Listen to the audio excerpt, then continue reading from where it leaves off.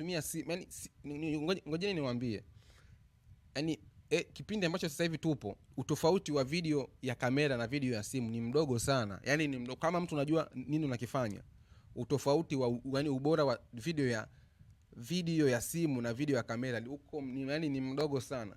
Sasa hivi iPhone mpaka sasa hivi iPhone kuanzia iPhone 15 zina shoot yani flat profile, yani zina shoot log.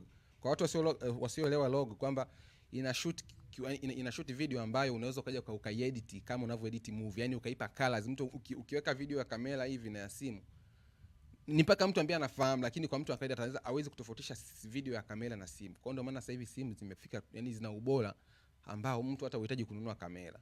Nunua kamera kama kweli wewe ni hobbyist yani hobby yako imelalia kwenye kuwa na kamera, unataka piga picha, kuifahamu kamera kwa undani. Lakini usinunue kamera kwamba eti nataka niende kufanya content creation. Utakuwa unachoma tu hela. Yani utakuwa unachoma hela. Simu sasa hivi zina uwezo mkubwa sana.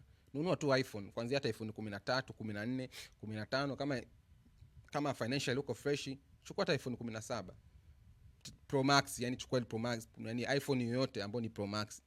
Kama utafanya content creation, tafuta simu yote ya iPhone Pro Max kwa sababu ndio ina vitu vingi, unaweza kufanya vitu vingi, unaweza kushoot yani ina cinematic videos, inaweza kushoot yani log hivyo. Unaona? Yeah. Kwa hiyo sasa hivi simu zina uwezo mkubwa sana wa kufanya mambo makubwa hata kushinda kamera. Kwa hiyo nikisikia mtu anasema nataka kuchukua kamera kununua nanili